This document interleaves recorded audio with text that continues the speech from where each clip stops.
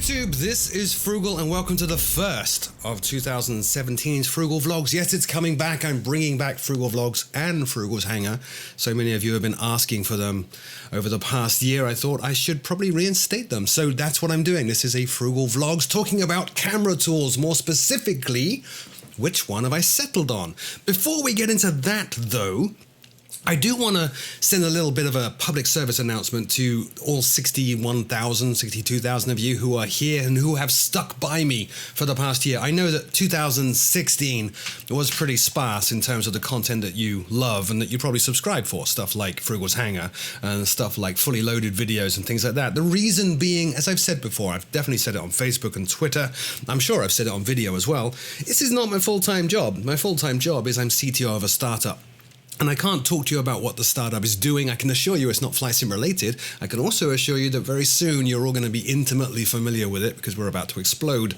But towards the end of 2016, last 3 or 4 months of that year, things got a little bit crazy in terms of my time working on that project and trying to get the company to launch, to the point that I was at one point in December, throughout December in fact, working 16, 17, in a couple of cases, 19-hour days, 7 days a week. So obviously that leaves precious little time to get all the other kinds of videos that you love done.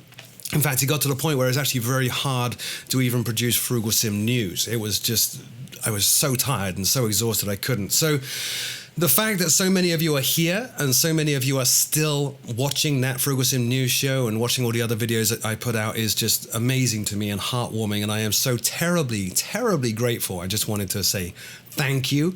And, you know, I did promise a lot last year, and I under-delivered in a dramatic fashion. And I've got plans from last year that I want to do this year, and I will try my very best to make sure I live up to your expectations and get those things delivered, which is why we're bringing back Froogle Vlogs, why we're bringing back Froogle's Hangar, why there is fully loaded 747 videos coming, all that good stuff. I'm trying to get a better grip on my schedule. I'm trying to get a bit of a balance there as well between work, being full-time, home life, and of course YouTube. I'll do my very, very best to stay on top of that. But once again, thanks. You guys are awesome. Thank you, thank you, thank you. This channel wouldn't exist without you watching. So yeah, that's that. Okay, camera tools. There is a bit of a fight going on in our flight sim community, and this is fabulous actually, by the way. You see all these little arguments going on between, I don't know, fans of one manufacturer versus another, that the FS Labs Airbus, for example, is better than the PMDG whatever. It doesn't really matter. The point is, if you have all these high-end producers of software producing high-end add-ons, then that generates competition, and competition generates innovation. And currently in the camera tool space, we have 2 lead contenders for best camera tool. That would be Chaseplane, that you're currently watching, and EZDoc version 2. Obviously, Chaseplane came out with their alpha first, and the developer, I think it's just one guy behind EZDoc, came out with EZDoc version 2 shortly thereafter. By the way, I don't know why my graphics are glitching a little bit here. I gotta fix that. Maybe I'll do another Froogle's Vlogs on how I demessify prepared my various sims. I have a lot of problems with the sims. But anyway, so yeah, Chaseplane and EZDoc 2. I did an overview of Chaseplane when I got the alpha, and I said it was fabulous. I said it was a beautiful thing. In fact, here it is right here. Let me drag the UI into the screen here. There it is. It is a really well-designed UI, as is pretty much anything that comes out of FSFX packages. Those guys really know how to make pretty-looking software, and really good software as well. I said all that stuff, and then EZDoc version 2 came out, and I said, well, it's an ugly UI, but I actually prefer it, probably because I'm more familiar with EZDoc. Every single video on this channel, bar this one and the previous Chaseplane one that have been done in Flight Sim or prepared, used EZDoc, and I'm a big fan. So I switched to EZDoc, and then I ran into issues. I ran into quite a few issues that led me to get frustrated enough that I recently said, screw it, and I uninstalled EZDoc completely, and I am happy to say I am now a converted, dedicated, never going back Chaseplane user. So let me show you what happened with EZDoc. We were flying various test flights with the 747 in beta. Obviously, I was using EZDoc version 2, and you saw on the EZDoc video, I put up footage showing how EZDoc have a noble cause, which is to inject more realistic airflow into the sim, and that has an effect on the airframe. Well, what they also did is there are other things that can happen during a flight, in particular landing and takeoff, which have an effect on the airframe. So what you're looking at here is a video of me landing. I thought it was doing pretty well. Coming into land, everything looks great, and then I touch down, watch the speed, and you will see the speed violently jump and the aircraft takes off. That would be EZDoc. EZDoc decided that the impact on the airframe at touchdown was such that, I don't know, we must be in severe turbulence or something, and it generated a ton of wind and up we went. Stuff like that's not cool. You know, modifying the sim itself when all you really want for a landing effect is a shaking camera. I mean, again, it's a very noble cause to inject all that stuff into the sim and also to try to put in place more realistic effects on an aircraft's airframe. That's great and noble and fabulous, but when it gets to the point that it's actually affecting flight dynamics and making flight dynamics just not good and really affecting how some of these really great aircraft like the Connie, like the 747, like, you know, anything else, when it gets to the point where the camera tool is actually affecting how that aircraft flies, then that's not good. You know, you can't really put it back to the publisher of the aircraft. I can't go to PMDG and say, hey, Robert, your aircraft sucks, when it really doesn't, but your aircraft doesn't cope very well with the weirdness that EZDoc puts in. You know, and similarly, you can't really expect these publishers to go and code in specific exceptions into their simulation to cope with a third-party add-on that not everybody's using. There's not a de facto standard across the whole community. So for those reasons, and I know all these effects can be tuned down and turned off, but then what's the point in using EZDoc, right? It seems like half of EZDoc version 2 right now is cameras, and the other half is these airframe effects and turbulent effects and all that kind of stuff. So if you're only going to use half of it, why would you? And also, I said in that EZDoc video that one of the reasons that I had decided to go with EZDoc over Chaseplane is that it didn't support Track IR, and I really need Track IR. Well, Kevin at FSFX Packages posted a comment on that very video and said, you're wrong, Froogle. We actually do support Track IR, and sure enough, they do. I'm currently running here in Chaseplane 0.1.604 alpha experimental, and sure enough, we go down to preferences, there's Track IR right there. Currently have it turned off. This is the experimental build, and I've actually got issues with it, but I'm happy to put up with them for the time being. Kevin actually reached out to me again this weekend and said, hey Pete, if you want, we'll do a screen share Skype session and I'll talk you through everything and make sure you're intimately familiar with and comfortable with all the features that we have. And I'm going to take him up on that offer, but I haven't done it yet. So what I've found is that sometimes when I go from this beautiful cinematic view back into the cockpit, now it's not doing it, which is great. That's probably because Track IR is turned off. But the camera would kind of warp around all over the place for no valid reason, which was not good. But they put a lot of other stuff in here. And again, this comes back to why competition in our little niche is so wonderful. Look, if I go into cameras here, so here's my camera. Well, now, where is it? Where is it? It's not working, is it? Here's my camera, pilot and command camera. We go to the camera tools for some, I need to actually select the camera before I can do anything. There we go. There's that wobble. Look, I don't know what that is. Ignore that, guys. It goes away after a little while. If I start switching through views, it'll go away. It's kind of like the guy's kind of just uncomfortable, trying to get comfy in his seat. Oh, leaning forward, leaning back. Oh, God, no. I don't know what's going on. It was doing this earlier. Hang on, I'll probably cut the video here and come back when it stopped doing that. All right, so we're back. Sorry about that. It's a bit of a quirk. It's in alpha. It's not even beta yet. It has some bugs, but I'm willing to put up with them because the developer is so responsive. And that's another issue, actually, with EZDoc that I was kind of overlooking before. And a number of people commented it in the comment section that, you know, in the past, the developer response to issues has not been great. In fact, it's been non-existent. And the reason behind that, the developer has said, is because he was very busy focusing on the next version. Okay. That's not really very helpful, though, is it? I managed to work around most of the issues that I had, but I know FSFX Packages are very serious about support and very serious about supporting their tools, so we'll stick with them for the foreseeable future, I would guess. They've also built in a lot more stuff, and that was what I was going to show you. The competition aspect, because EZDoc came out with stuff like Horizon Hold, that's now built into this. So I'm in pilot and command camera here that I've set up on this beautiful A2A Connie, and I can click on camera, and I can go to turbulence, which doesn't make any sense. By the way, that movement was actually breathing and anticipation. I turned those off for the time being. But look, we have horizon here, and you can increase that or decrease that while you're flying, and it basically tilts the entire cockpit to try to hold the horizon level. And rather than just have the whole horizon just turn completely level when you turn, you can just put in a little bit. So as the aircraft turns, you see a small amount of movement in that cockpit as the aircraft banks, rather than a violent tip of the head, which feels much, much more realistic. So I like that greatly, and that's built in too. What else have we got? Also found, spending more time with Chaseplane, that I can do all the stuff that I want to do, or I need to do when I'm making videos, like hotkeying views. So I've got 4 views set up on this Connie here. I've got pilot in command and instruments, and I've set up my Razor Orb Weaver just as I have it in Track IR. Sorry, not Track IR, EZDoc.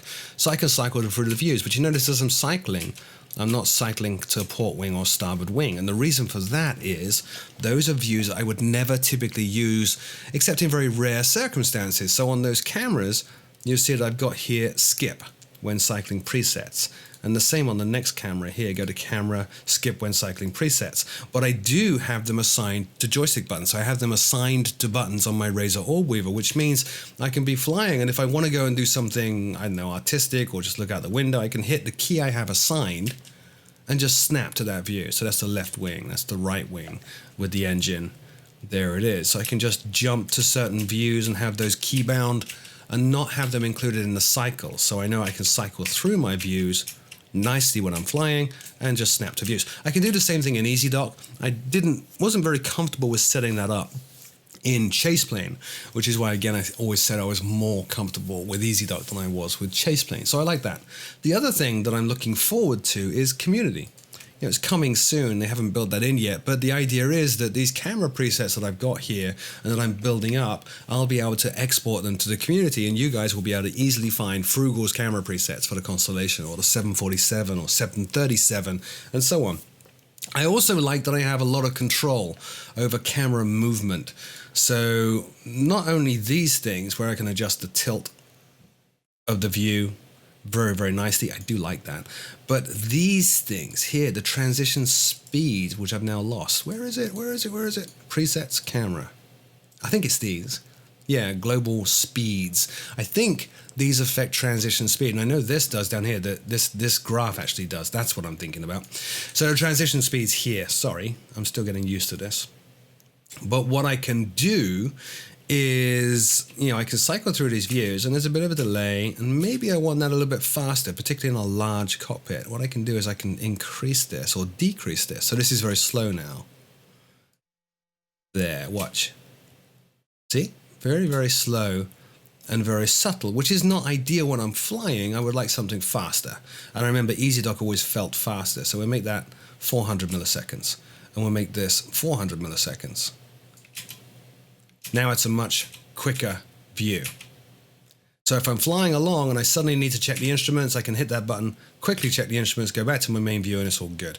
You've also got this easing function here, so you can change the math that's used behind that animation. So I can click on cubic, and we can change that to, I don't know, I haven't tried these things actually, but let's try quintic.